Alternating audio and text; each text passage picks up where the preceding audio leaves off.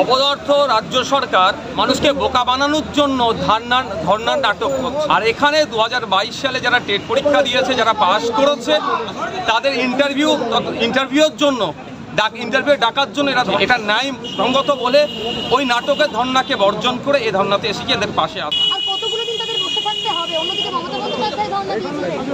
অপদার্থ রাজ্য সরকার মানুষকে বোকা বানানোর জন্য ধর্নার নাটক করছে।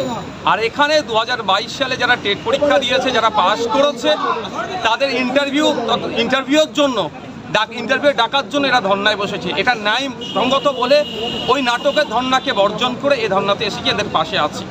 রাজ্য সরকার তার মধ্যশিক্ষা পরিষদের যিনি সভাপতির মাধ্যমে বলছেন যে 50,000 শূন্যপদ আছে, অনুমোদন দিলেই নিয়োগ করবে। তো অনুমোদনটা কে দেবে?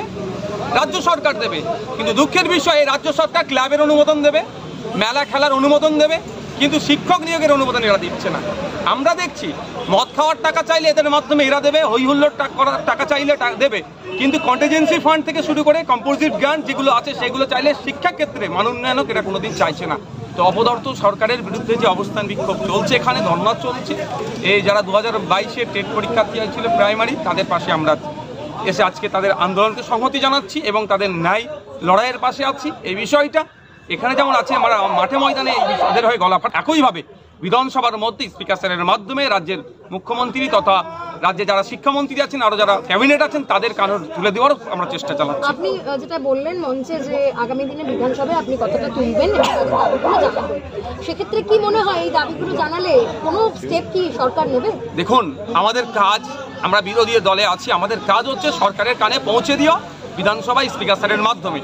সে কাজটা করে যাবার সরকারের কাজ হচ্ছে বিরোধীরা যে কথা বলছে সেটাকে নিয়ে আত্মসমালোচনা করা, সেটা থেকে ওয়ে আউট বার করে জনসাধারণের জন্য যে কথা আমরা বলছি সেগুলোকে সমাধান করা।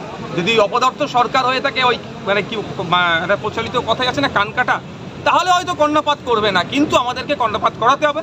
যেমন মাঠে ময়দানে আন্দোলন চলছে, বিধানসভার মধ্যেও আন্দোলন চলবে।